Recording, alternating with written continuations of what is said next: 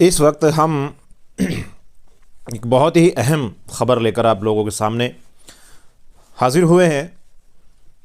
ख़बर इस वक्त हरियाणा से है, जो इस वक्त अखबारों की सुर्खियाँ बनी हुई हैं। ख़बर क्या है? ख़बर ये है कि जो हरियाणा का मानवाधिकार आयोग, ह्यूमन राइट्स कमीशन हरियाणा, इस वक्त अपना ख़ुद ही मोहताज है अपने अधिकारों को बचाने के लिए। अखबारों की सुर्खियाँ हैं, अखबार बहुत कुछ लिख रहा है कि इस वक्त जब हरियाणा मानवाधिकार आयोग बंद पड़ा हुआ है, कोई ना वहाँ सदस्य है ना कोई चेयरमैन है, तो फिर हरियाणा वासी जिनके अधिकारों का हनन हो रहा है वो गुहार लगाने जाएंगे किसके पास? क्योंकि सुनवाई जब कहीं नहीं होती है तो मानवाधिकार आयोग में एप्लीकेशन डाली जाती है शिकायतकर्ता की ओर से। वो आखिरी चीज़ है, शायद कि वहाँ से भी कुछ हमें इंसाफ मिलने की पीड़ित को उम्मीद होती है, लेकिन जब वही वहाँ ना चेयरमैन है ना वहाँ सदस्य है तो फिर जाएगा किसके पास? अभी भी लगभग 3000 केस पेंडिंग पड़े हुए हैं। लगभग पिछले 5-6 महीने से दोनों पद बिल्कुल खाली हैं, चेयरमैन का भी और सदस्य का भी। एक चेयरमैन होता है, 2 होते हैं सदस्य आयोग के। अभी लगभग 3000 के आसपास केस पेंडिंग हैं।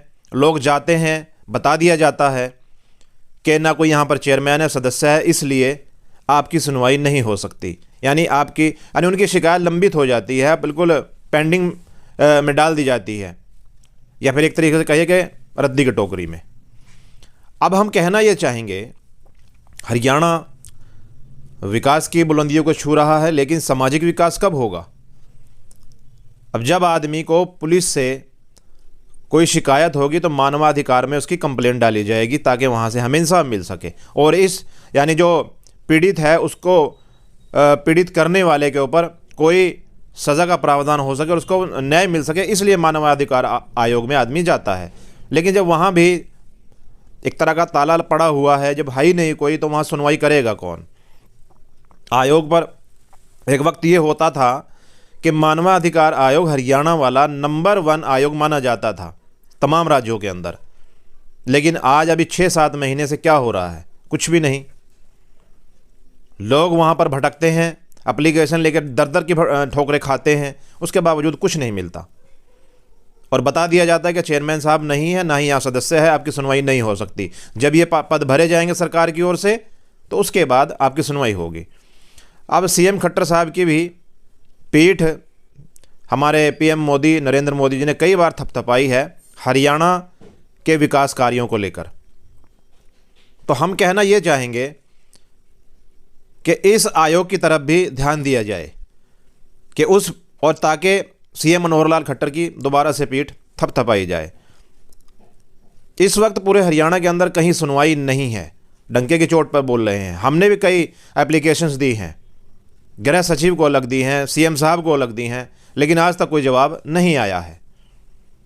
और हमारे बहुत से जानने वाले भी हैं, वो भी यही कहते हैं कि सीएम विंडो, यहाँ तक कि सीएम विंडो पर भी कोई कार्रवाई नहीं है।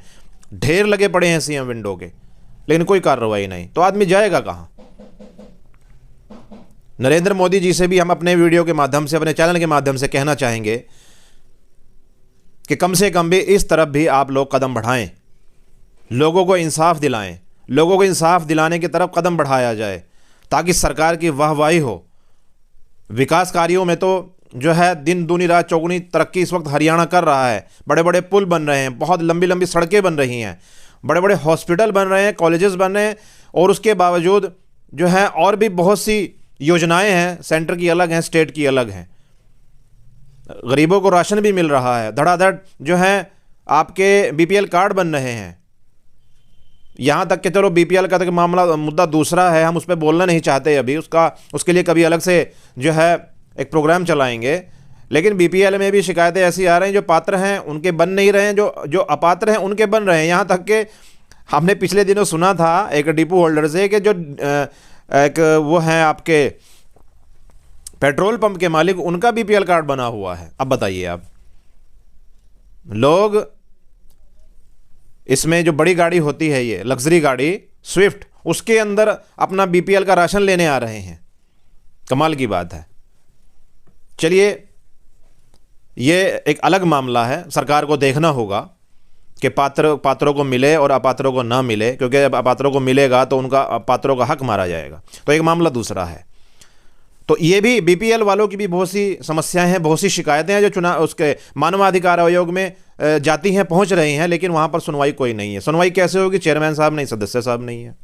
अभी हम आपको बता देते हैं पूरी रिपोर्ट। इसमें अखबार क्या सुर्खी लगा रहा है, हेडिंग देखिए अखबार की, आयोग में यानी मानवाधिकार आयोग में चेयरमैन न सदस्य, कौन करेगा मानवाधिकारों की रक्षा। बात तो सही है। इसमें बताया गया है कि हरियाणा मानवाधिकार आयोग अब अपने अधिकारों के लिए मोहताज है। मोहताज तो हो गई, खुद उसको ज़रूरत है अपने अधिकार को बचाने के लिए, और 3000 के करीब केस विचाराधीन हैं, पेंडिंग हैं। सभी मामलों में ये बात लिखकर तारीख दे दी जाती है कि सरकार की ओर से ना हमारे पास चेयरमैन है, ना हमारे पास कोई सदस्य है। अब सदस्य और चेयरमैन कौन बनेगा वो भी हम आपको बता दें। हरियाणा मानवाधिकार आयोग के चेयरमैन के लिए सबसे पहले वो हाई कोर्ट के रिटायर्ड चीफ जस्टिस की नियुक्ति की जाती है यहाँ पर, और उसके बाद लेकिन 2019 में सरकार ने नियम में बदलाव कर दिया, और उसके बाद हाई कोर्ट के रिटायर्ड चीफ जस्टिस के ना मिलने पर हाई कोर्ट के रिटायर्ड जज को चेयरमैन के पद पर नियुक्त किया जाने लगा, यानी किया जा सकता है, जाने लगा। सदस्य के लिए पूर्व नौकरशाह हो, पूर्व में कोई नौकरी करता हो, या किसी क्षेत्र में अनुभव रखने वाले प्रोफेशनल व्यक्ति को इस विभाग में सदस्य के पद पर नियुक्त किया जाता है। तो ये 2 शर्तें हैं। अब आगे बताते हैं आपको कि कभी देश में नंबर 1 हरियाणा मानवाधिकार आयोग हुआ करता था। राष्ट्रीय मानवाधिकार आयोग के बाद अगर देश में किसी भी राज्य मानवाधिकार आयोग के पास सबसे बेहतर ढांचा व स्टाफ था तो वो हरियाणा का था। इसके अलावा देश के राज्य मानवाधिकार आयोग में सबसे तेज़ी से केस का निपटारा करने में हरियाणा राज्य मानवाधिकार आयोग नंबर 1 पर था। अब से पहले यानी 2019 से पहले कहें, या क्योंकि अब तक जो है होता आया है, क्योंकि अभी तो 6 महीने से ये जो है पद अभी रिक्त पड़े हैं, खाली पड़े हुए हैं। लेकिन आयोग के चेयरमैन व सदस्य विहीन होने के चलते अब लगभग 3000 केस आयोग के पास विचाराधीन हैं। विचाराधीन यानी पेंडिंग पड़े हुए हैं, जिन पर सुनवाई नहीं हो पा रही। सुनवाई होगी कैसे जब वहाँ है ही नहीं कोई। बहुत बड़ी बिल्डिंग है, बिजली का खर्च भी बराबर जा रहा है, वहाँ पर जो दूसरे कर्मचारी लोग हैं उनकी बराबर ट्रेजरी से जो है तनख्वाहें भी बराबर जा रही हैं, लेकिन जिस काम के लिए बिल्डिंग खड़ी है, जिस काम के लिए अधिकारी नियुक्त किए गए हैं, वो काम हो ही नहीं रहा है। तो आप बताइए फिर बेवजह का खर्च बढ़ रहा है कि नहीं बढ़ रहा है? सबसे सोचने वाली बात है। अब शिकायतें देखिए कौन कौन सी हैं जो लिखी गई हैं। शिकायतें, मानवाधिकार आयोग हर क्षेत्र और तबके से शिकायतें उसको मिलती हैं। इनकी आधी संख्या पुलिस उत्पीड़न, पुलिस के गलत रवैये की होती हैं।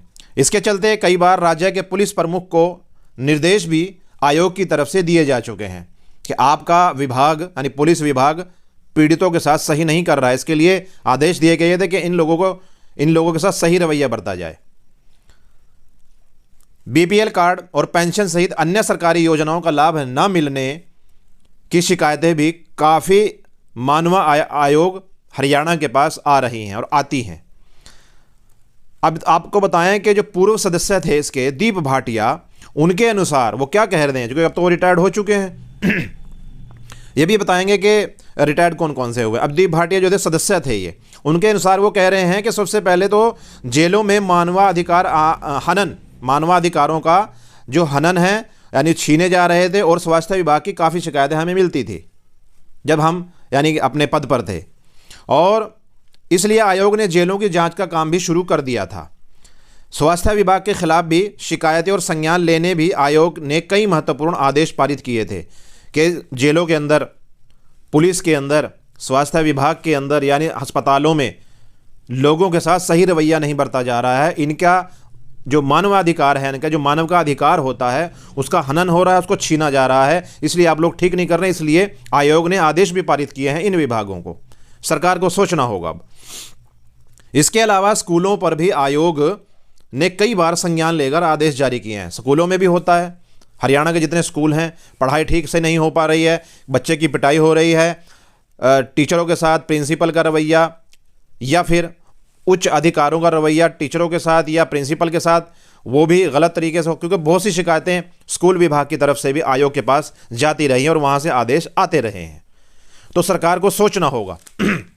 अब रिटायर्ड कौन कौन हुए हैं वो भी हम आपके हवाले से ये जानकारी देते चले हैं कि मानवाधिकार आयोग ने एक चेयरमैन के अलावा 2 सदस्यों के पद होते हैं। वो हमने आपको शुरू में बता दिया था।